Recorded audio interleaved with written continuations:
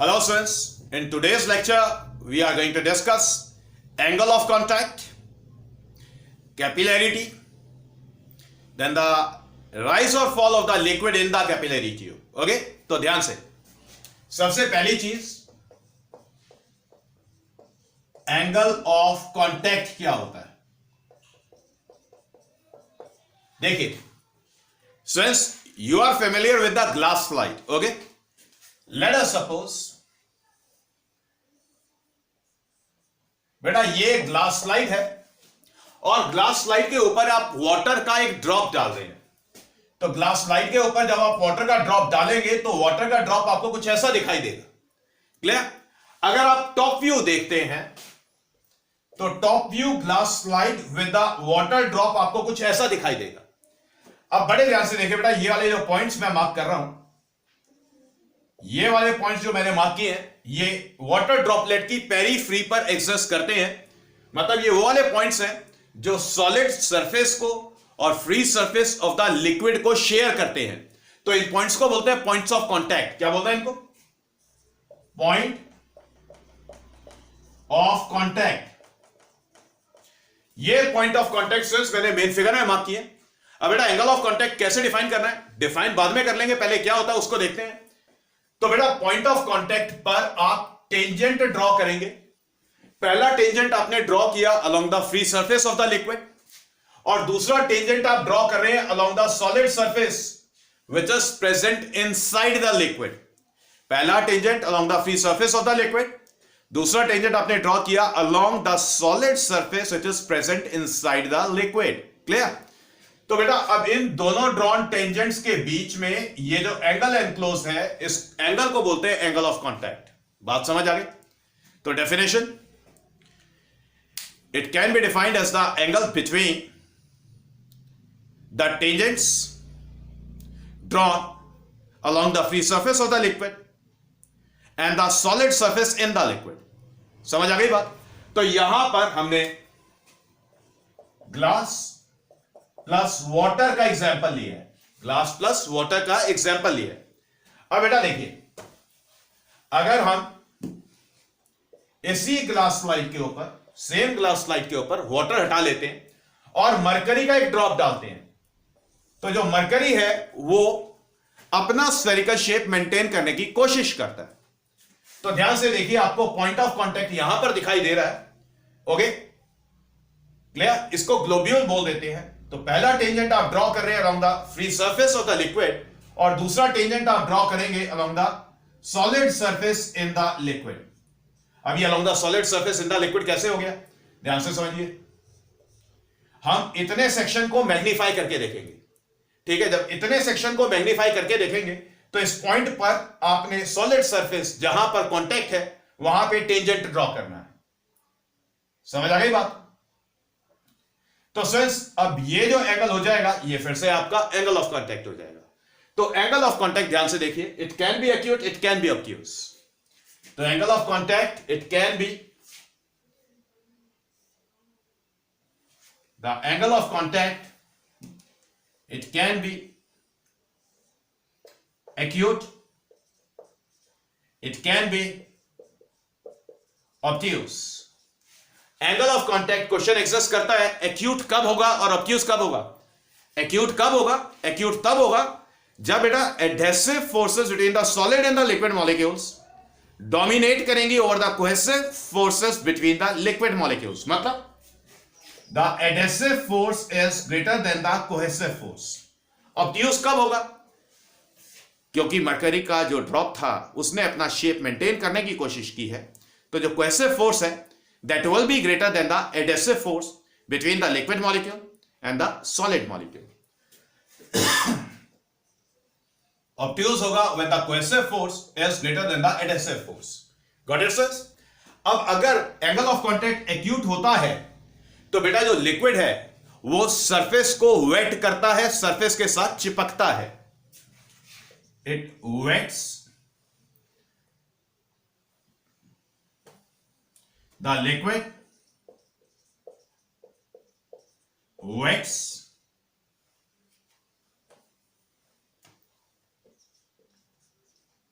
the solid surface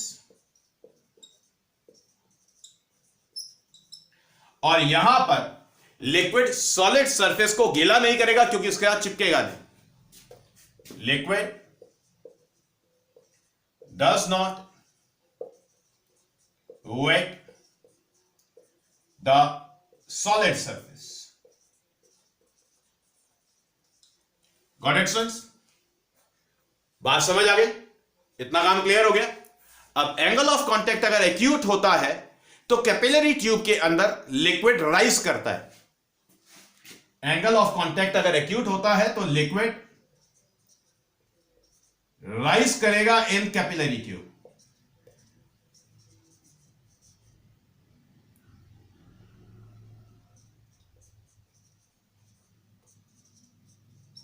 okay और अगर angle of contact obtuse होता है तो लिक्विड राइज नहीं करता है, लिक्विड डिप्रेस करता है। The liquid get depressed in the capillary tube.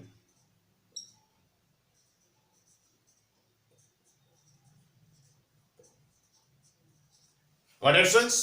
Okay angle of contact strength किसके ऊपर डिपेंड करता है, किसके ऊपर डिपेंड नहीं करता है? ध्यान से देखिए।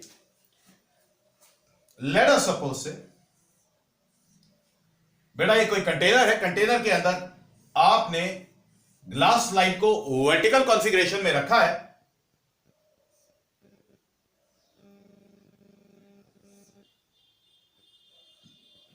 और यहां पर वाटर है। Got it? तो आपने पहला tangent along the free surface of the liquid mark किया, दूसरा टेंजेंट आपने मार्क किया अलोंग द सॉलिड सरफेस और जो एंगल ऑफ कांटेक्ट है दैट इज एक्यूट। इसी तरीके से कंटेनर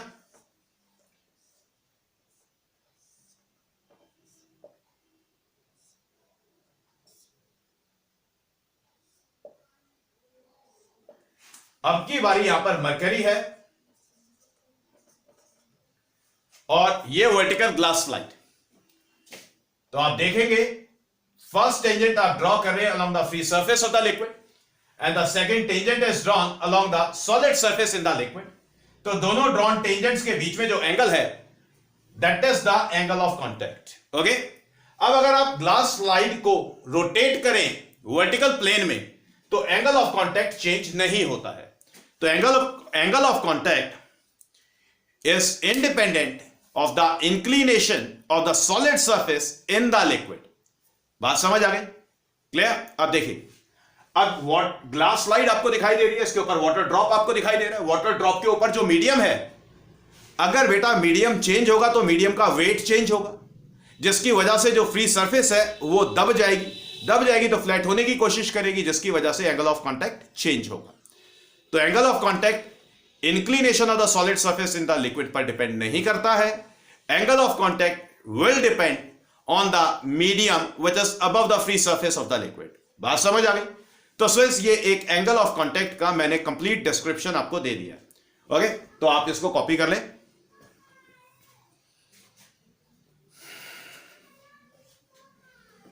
अब बेटा बात करेंगे कैपिलैरिटी की। कैपिलैरिटी क्या होता है? स्टूडेंट्स कैपिलैरिटी बेटा कोई भी हॉलो ट्यूब जिसका क्रॉस सेक्शन काफी कम हो आप उसको कैपिलरी बोलेंगे। ओके जो वर्ड कैपिलरी ट्यूब एग्जिस्ट करता है वो हॉलो ग्लास ट्यूब्स के लिए एग्जिस्ट करता है और इन हॉलो ग्लास ट्यूब्स का जो बोर होता है, जो छेद होता है स्टूडेंट्स, वो बहुत ही पतला होता है। इतना पतला होता है कि अगर आप स्टूडेंट्स उसको देखने की कोशिश करें तो आप पता नहीं कर पाएंगे कि यार किधर है। बात समझ आ गई?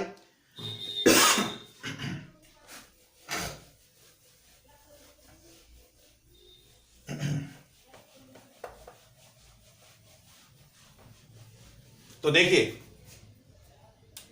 Second capillarity.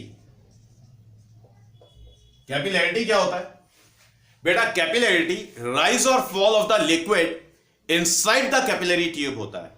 कोई भी कैपिलरी ट्यूब जब आप लिक्विड के अंदर उसको डिप करते हैं तो या तो लिक्विड राइज करता है कैपिलरी ट्यूब के अंदर या लिक्विड डिप्रेस होता है। मैं दोनों कंडीशंस आपको दिखा रहा हूं।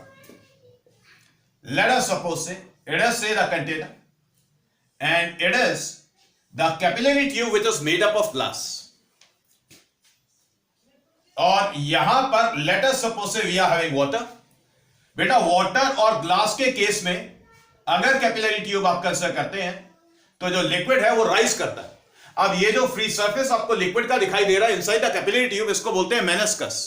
और यहां पर ये जो मेनिस्कस है, देखिए ये पॉइंट हमने मार्क किया, पॉइंट ऑफ कांटेक्ट मार्क किया, टेंजेंट आपने ड्रॉ किया along the free surface of the liquid, second tangent आप ड्रॉ कर रहे हैं along the solid surface which is present inside the liquid, and since this angle theta is the angle of contact. Angle of contact यहां पर आपको acute दिखाई दे रहा है, तो एक्यूट में जो लिक्विड है वो राइज कर रहा है इनसाइड द कैपिलरी ट्यूब।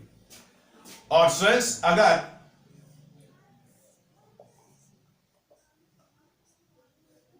अगर आप ग्लास कैपिलरी ट्यूब की बात करें और यहां पर मरकरी के अंदर आपने ग्लास कैपिलरी ट्यूब को डिप किया है, तो सिंस अब की बारी मरकरी राइज नहीं करेगा, डिप्रेस हो जाएगा। तो यहां पर ये पॉइंट ऑफ कांटेक्ट, पहला tangent along the free surface of the liquid और second tangent is drawn along the solid surface in the liquid, and this angle is the angle of contact. Clearly angle of contact आपको obtuse दिखाई दे रहा है। तो फिर से ये मेनिस्कस और जो हाइट है आप इसके टॉप मोस्ट लेवल से मार्क करेंगे।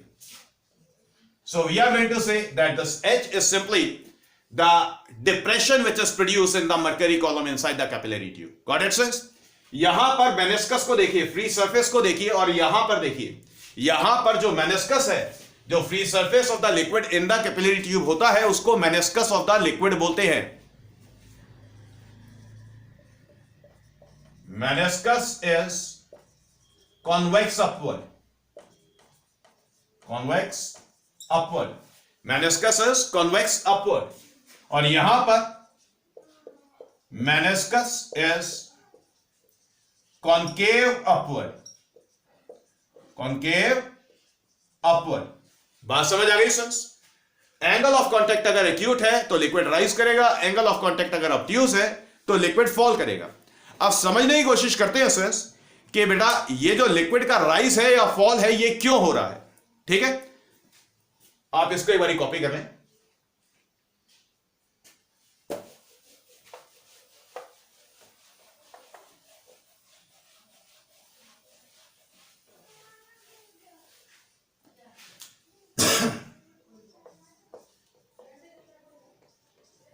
राइज और fall of liquid in capillary tube, rise और fall of the liquid in the capillary tube। ध्यान से देखिए, पहले हम राइज की बात करेंगे, पहले हम राइज की बात करने वाले। Late us suppose it is the capillary tube, यहां पर वाटर का free surface and this is से the meniscus. Got it?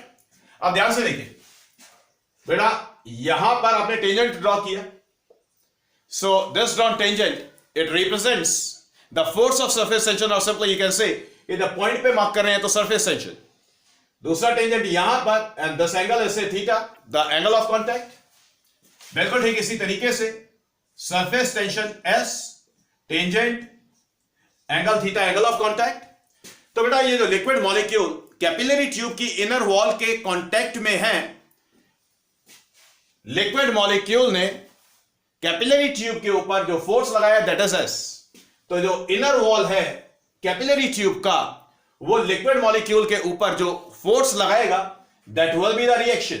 Okay, तो यहां पर भी रिएक्शन और यहां पर भी reaction R. If this angle is theta then this angle is theta, this angle is also theta. Now when we are taking the rectangular components, so since r cos theta यहां पर, r cos theta यहां पर, r sin theta यहां पर और r sin theta यहां पर। Got it? अब बेटा जो रिम ऑफ द लिक्विड होगा इनसाइड द कैपिलरी ट्यूब, वो आपको कुछ ऐसे दिखाई देगा। अब ये जो पॉइंट ऑफ कांटेक्ट थे, ये रिम ऑफ द लिक्विड था, ये मेनिस्कस था, कांटेक्ट। तो ये पॉइंट ऑफ कांटेक्ट कुछ इस तरीके से दिखाई दे रहे हैं। तो बेटा जब आपने पॉइंट्स को डायमेट्रिकली ऑपोजिट एंड्स पर पेयर्स में कंसीडर किया तो बेटा ये हॉरिजॉन्टल फोर्सेस हैं आर साइन थीटा, ये कैंसल आउट हो जाएंगी, बचेंगे सिर्फ वर्टिकल कंपोनेंट्स आर कॉस थीटास। तो सिर्फ रिम ऑफ द लिक्विड के ऊपर जितने भी लिक्विड मॉलिक्यूल्स होंगे सभी लिक्विड मॉलिक्यूल्स को कैपिलरी ट्यूब की इनर वॉल से रिएक्शन का वर्टिकल कंपोनेंट मिला आर कॉस थीटा। ठीक है, R cos theta.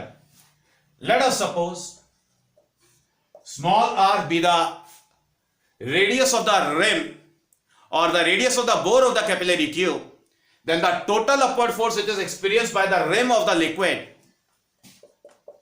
the total upward force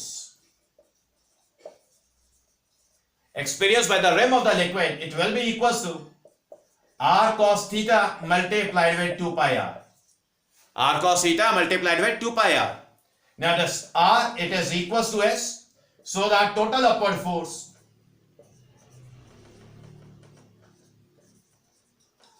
it can be written as s cos theta multiplied with 2 pi r.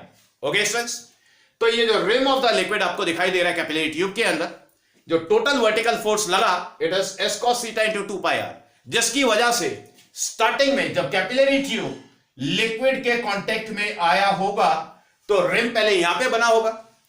ठीक है, अब रिम के ऊपर इतना फोर्स लग रहा है जो कि कांस्टेंट है, जिसकी वजह से रिम ऊपर मूव करेगा। ये रिम की डिफरेंट पोजीशंस होती जाएंगी दिस वे।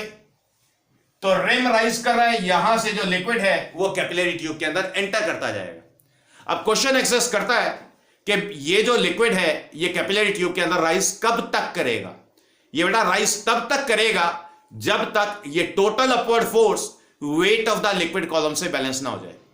जब ये total upward force weight of the liquid column inside the capillary tube से बैलेंस हो जाएगा तो ये राइज होना बंद हो जाएगा और जो liquid column in the capillary tube होगा वो इक्विलिब्रियम में माना जाएगा। समझ आ गई बात? तो आई होप कि rise of the liquid in the capillary tube आपको क्लियर हो गया। बिल्कुल ठीक इसी का उल्टा एग्जिस्ट करेगा, fall of the capillary fall of the liquid column inside the capillary tube. उसमें रिम नीचे की तरफ फॉर्म होगा, R cos theta vertically downward direction में लगेंगे, जिसकी वजह से लिक्विड कैपिलरी ट्यूब के अंदर डिप्रेस होगा और लिक्विड कैपिलरी ट्यूब से पुश होगा बाहर की तरफ। बात समझ आ गई? आप इसको कॉपी कर लें।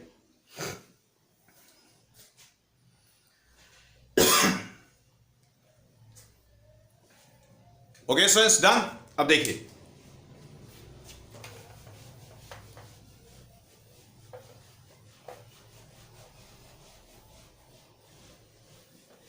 अब बेटा बात करेंगे एसेंट फॉर्मूला। एसेंट फॉर्मूला मतलब expression for the height of the liquid column in the capillary tube.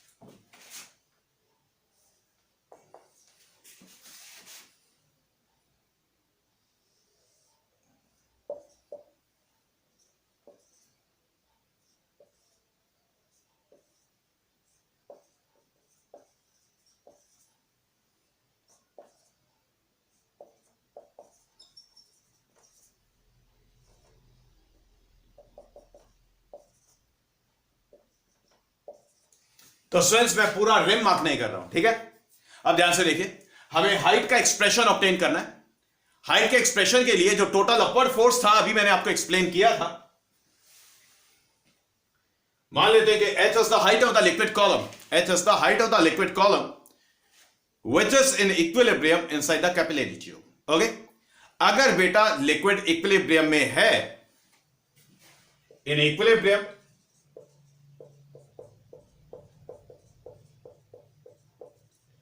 the total upward force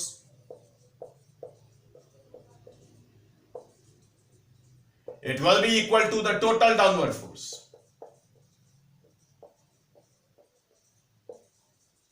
The total upward force was r cos theta multiplied with 2 pi r, and the total downward force it will be equal to the weight of the liquid column inside the capillary tube. Thus m will be the mass of the liquid column inside the capillary tube. Okay, now this r is equal to the surface tension, say s, so the total upward force can be written as say s cos theta multiplied with 2 pi r, and it is simply equals to the weight mt. Okay, let us call this as the equation number first. अब बेटा mass m is the mass of the liquid column in the capillary tube. This mass can be written as density into volume. Density into volume. Say the volume is V. अब बेटा ये volume V calculate करना है हमें, volume of the liquid calculate करना है. आप ध्यान से देखिए वॉल्यूम कैसे कैलकुलेट करेंगे. आप दो पार्ट्स करेंगे. लिक्विड कहां पर एग्जिस्ट कर रहा है? लिक्विड यहां पर एग्जिस्ट कर रहा है. ओके, तो लिक्विड स्ट्रेस इतने सेक्शन में एग्जिस्ट कर रहा है, और ये जो सेक्शन है ये बेसिकली एक सिलेंडर है. Got it? अब देखिए ये जो मेनिस्कस आपको दिखाई दे रहा है, मेनिस्कस के नीचे साइड पर यहां पर भी ये लिक्विड एग्जिस्ट कर रहा है. और अगर आप इतने सेक्शन को देखें, ये वाला सेक्शन, तो ये भी आपको एक वर्टिकल सिलेंडर दिखाई दे रहा है. ठीक है, इस वर्टिकल सिलेंडर में ये जो हेमिस्फीयर आपको दिखाई दे रहा है जो कि बिल्कुल खाली है, तो वॉल्यूम ऑफ द लिक्विड निकालने के लिए, इस ऊपर वाले पोर्शन में वॉल्यूम ऑफ द लिक्विड निकालने के लिए volume of the cylinder minus volume of the hemisphere कर लेंगे. ठीक है, तो बात करेंगे पहले वॉल्यूम की. So the volume V is the volume of the liquid inside the capillary tube. This volume V it will be equals to pi r square h. It will be equals to pi r square h, the volume of the liquid inside the section,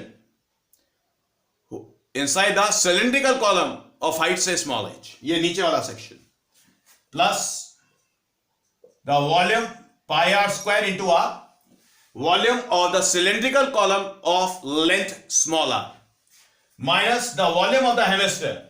Volume of the hemisphere होता है 2/3 pi r cube. बात समझ आ गई?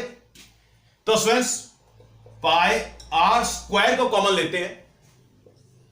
We are left with h plus r minus of 2/3 of r. Okay, इसको solve करेंगे, इतने section को सॉल्व करते हैं. We are left with this volume V is written as pi r square multiplied with h minus of r by 3. Got it? अब ध्यान से देखिए, this r is very small, this r is very small than this h, so this r by 3 is neglected from the calculation. इस r by 3 को neglect करेंगे calculation से. तो r by 3 को जब आप नेग्लेक्ट करते हैं कैलकुलेशन से, we are left with pi r square h. Got it friends? तो इतना वॉल्यूम, अप्रोक्सीमेटली इतना वॉल्यूम लिक्विड का कैपिलरी ट्यूब के अंदर हम कंसीडर कर लेंगे. समझ गए बात को? तो फ्रेंड्स इसके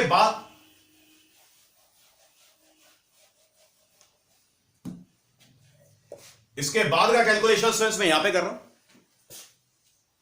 now we can say that the total upward force it can be written as s cos theta multiplied by 2 pi r, and it will be equals to mg. Mass m is density into volume.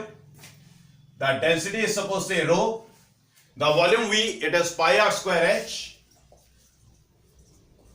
multiplied with g. Now 1r cancelled out, pi cancelled out. So since we can say that this h is written as 2s cos theta divided by r rho g. ये simple सी बात समझ आ गई? इतना काम clear हो गया?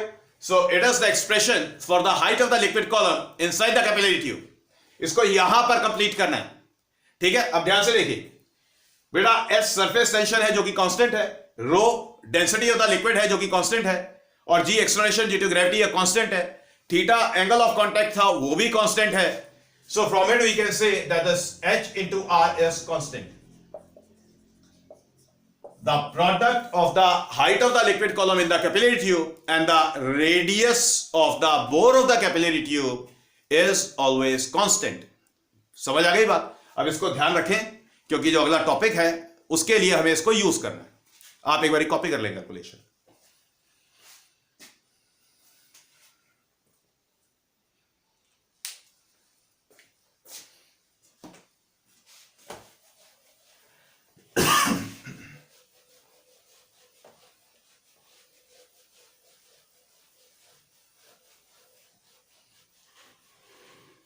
Now, बेटा चौथे नंबर पे the rise of the liquid in the capillary tube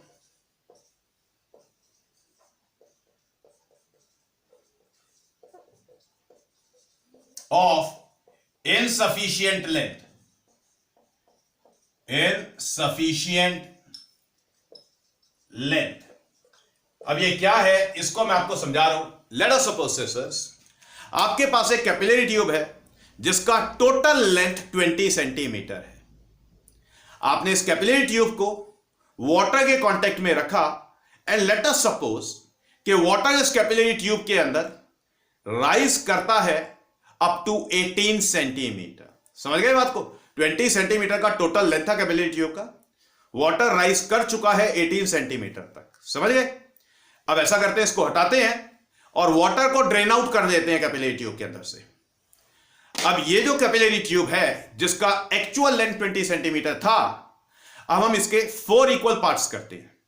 तो एक जो छोटे वाला पार्ट हो गया, इसकी अवेलेबल लेंथ हो गई 5 सेंटीमीटर. इस छोटे वाले पार्ट को यूज करते हैं. छोटे वाला पार्ट फिर से वाटर के कांटेक्ट में रखते हैं तो वाटर फिर से राइज करेगा. पहले वाली कैपिलरी ट्यूब के अंदर 18 सेंटीमीटर ऊंचाई तक गया था. अब क्वेश्चन एक्सेस करता है कि अवेलेबल लेंथ तो 5 सेंटीमीटर है, तो वाटर तो राइज करेगा, क्या ओवरफ्लो करेगा? क्योंकि ऊपर तो लेंथ नहीं है. तो बेटा जब इनसफिशिएंट लेंथ होती है तो लिक्विड कभी भी ओवरफ्लो नहीं करता है.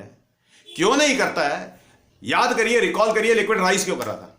बेटा लिक्विड राइज कर रहा था आर कॉस थीटा की वजह से. हर लिक्विड मॉलिक्यूल, जो रिम के ऊपर लिक्विड मॉलिक्यूल्स हैं, हर लिक्विड मॉलिक्यूल के ऊपर आर कॉस थीटा लग रहा था और आर था रिएक्शन. रिएक्शन किसने दिया था? रिएक्शन दिया था कैपिलरी ट्यूब की इनर वॉल ने लिक्विड मॉलिक्यूल को. तो लिक्विड राइज करेगा, लिक्विड राइज करेगा. अगर इनसफिशिएंट लेंथ है, लेंथ जो अवेलेबल है वो उतनी ज्यादा नहीं है जो कि लिक्विड के राइज को सपोर्ट करे. समझ गए बात को? तो लिक्विड एजेस तक जाएगा और रुक जाएगा. लिक्विड एज तक जाएगा और रुक जाएगा. क्यों?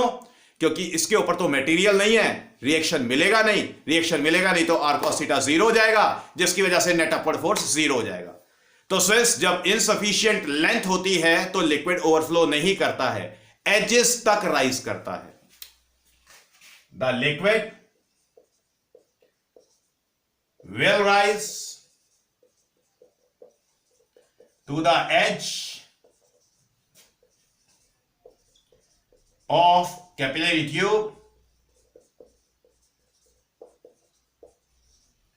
of insufficient length.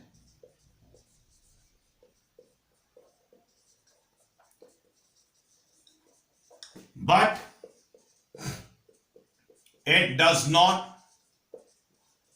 overflows. But it does not overflows. Got it sense? Clear? अब होता क्या है देखिए, जब लिक्विड राइज कर रहा है कैपिलरी ट्यूब के अंदर तो नो डाउट बॉटम पे लिक्विड का प्रेशर तो ज्यादा था, तो वो कोशिश करेगा कि लिक्विड को ओवरफ्लो कराया जाए. लिक्विड को लेकिन ओवरफ्लो करेगा नहीं क्योंकि आर कॉस थीटा 0 हो चुका है. तो होता क्या है, अब देखिए, this H into R it was constant. ये R radius of the bore of the capillary tube था या radius of curvature of the meniscus था. देखिए समझिए, ये कैपिलरी ट्यूब, ये radius of the curvature of the meniscus. This R is inversely proportional to H. अगर बेटा available length capillary tube का कम है, ठीक है, H कम है, तो R बढ़ जाएगा, जिसकी वजह से क्या होगा, R बढ़ने का मतलब क्या हुआ कि ये जो मेनिस्कस है कैपिलरी ट्यूब के अंदर, it tends to become flat. It tends to become flat, flat होने की कोशिश करेगा। और अगर हम ये एजेस मान ले कैपिलरी ट्यूब के, तो कुछ ऐसी स्टोरी हो जाती है। तो जो मेनिस्कस है it tends to become flat. इसके बाद ऐड कर ले words, the meniscus of the liquid inside the capillary tube at the edges tends to become flat as the length of the capillary tube is insufficient. Okay students, तो students ये यहां पर हमारा लिक्विड एट रेस्ट कंप्लीट होता है। Next lecture के अंदर liquid in motion start करेंगे। आप ये कैलकुलेशन कॉपी कर लें, इस डाटा को कॉपी कर लें।